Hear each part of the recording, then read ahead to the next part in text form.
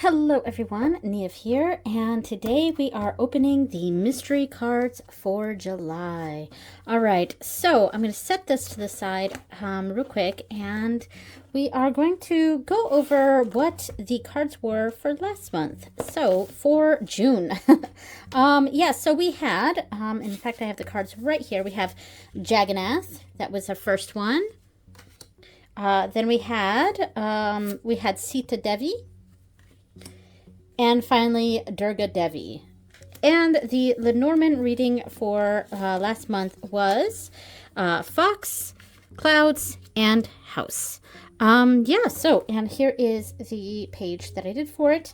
Now, for the readings that I did for this month, I have been assigning each of the three deities or figures to a moon phase and doing focusing that moon phase on that deity and doing a reading and meditation on that. So, but this month I skipped a moon reading, and it was the first one I skipped all year.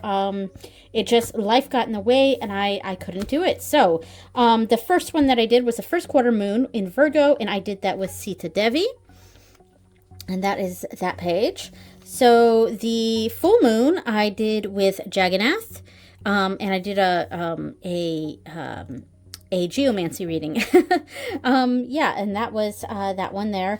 And this is the one I skipped. I skipped the third quarter moon reading, unfortunately. It was just the day that the moon reading, day of the third quarter moon, I just couldn't get the time to do the reading.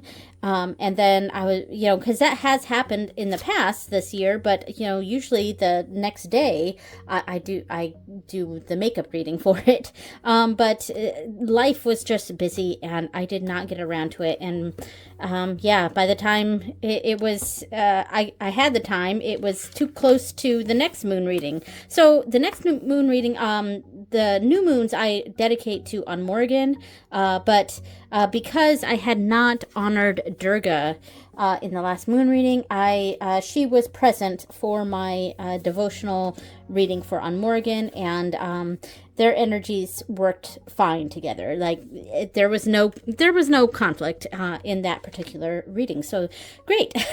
Hopefully I do not skip any moon readings for the rest of the year, but things happen, so all right, so I'm going to set this to the side, and we can start opening the envelope.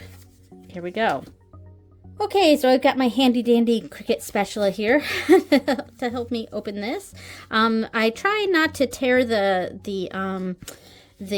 envelope underneath. Now, I did all of these in December of last year, and there was a video of me setting all of these up. So I have no idea which cards are in which envelope, but here we go.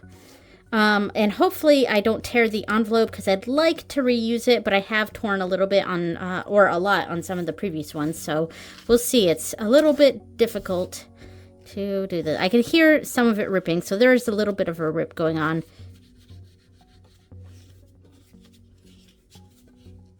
Let's see, almost there. There we go. Okay. So, yep, there was a little bit of rip, but this is exactly why I put a strip of freezer paper in here to protect the cards that are in there. Not just from me tearing open the seal, but also because I was pouring hot wax on there. So I put freezer paper in each of the envelopes. All right, so let's set that to the side there.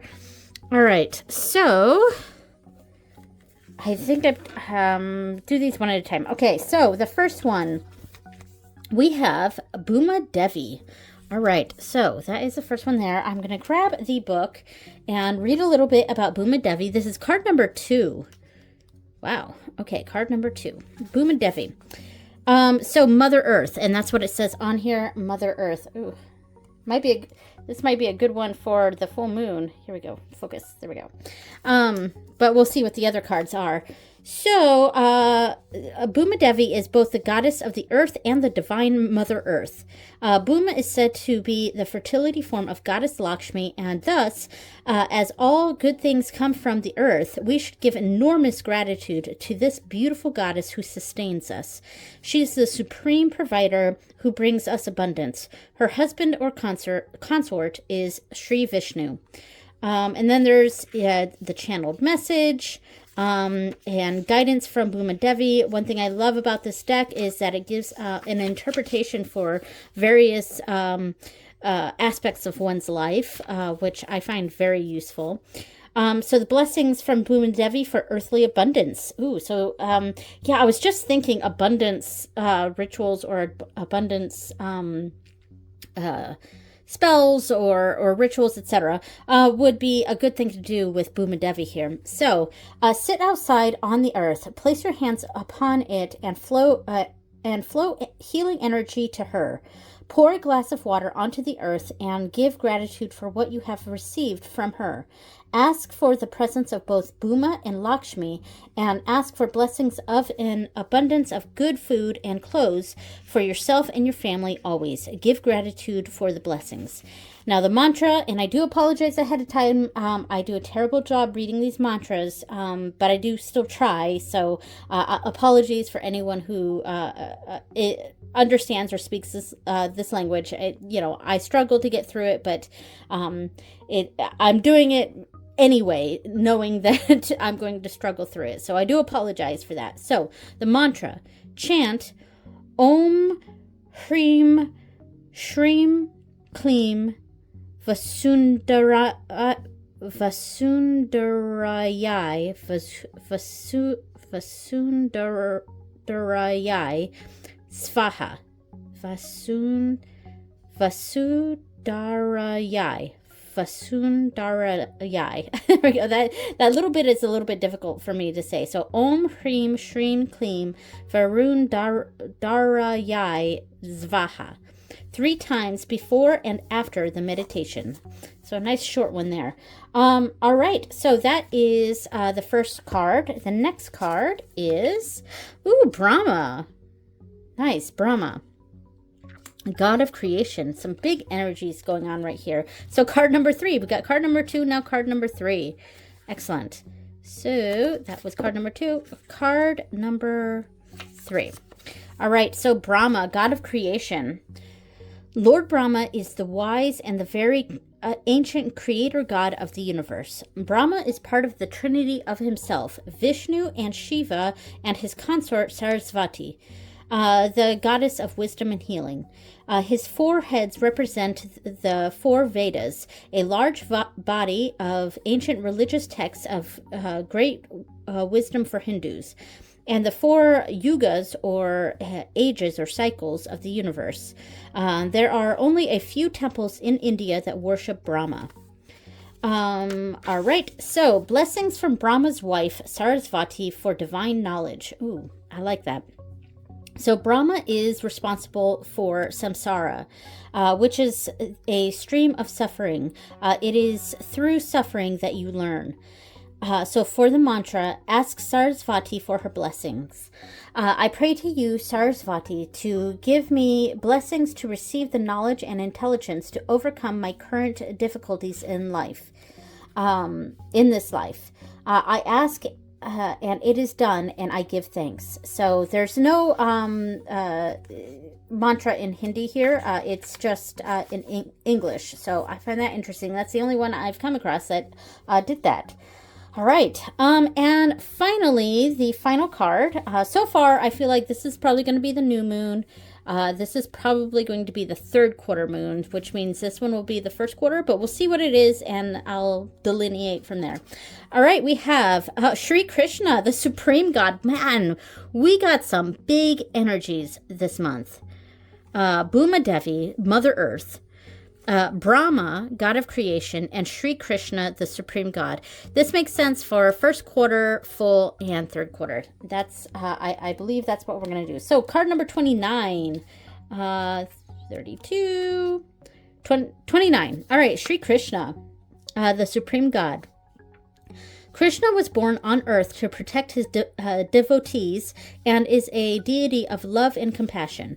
As the 8th incarnation of Vishnu, Krishna appeared on earth 5,000 years ago.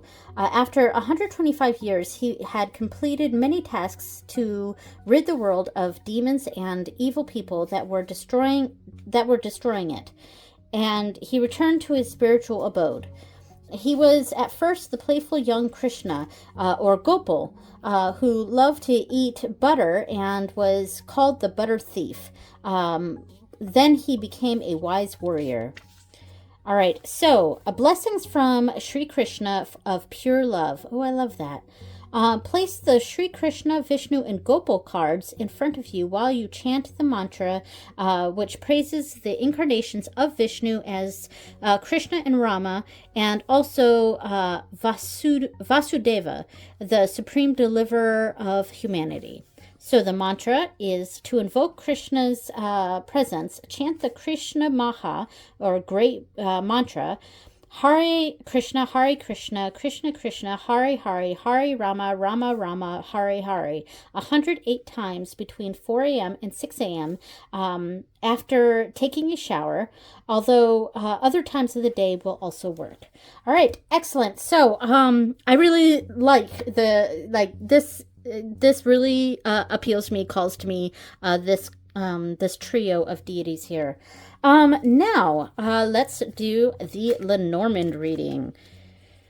All right, so a general Lenormand reading for the month ahead here.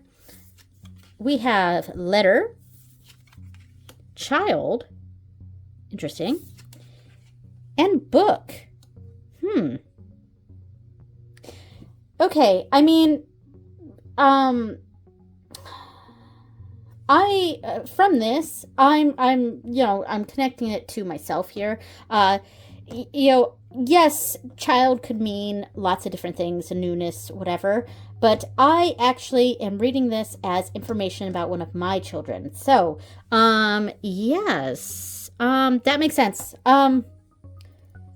So I feel like I'm going to get some sort of information about one of my kids that will, put to rest something, because the book often represents secrets or unknown knowledge, things like that, and knowledge that is, especially combined with the letter, is knowledge that is gained here. So, so some sort of information about my child. So there we go.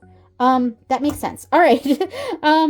I think I'm going to close that up here. So that is my Lenormand reading. I'm going to get some sort of information about one of my kids. And that makes sense. All right. So, thank you so much for watching, everyone. And I will see you next time. Bye.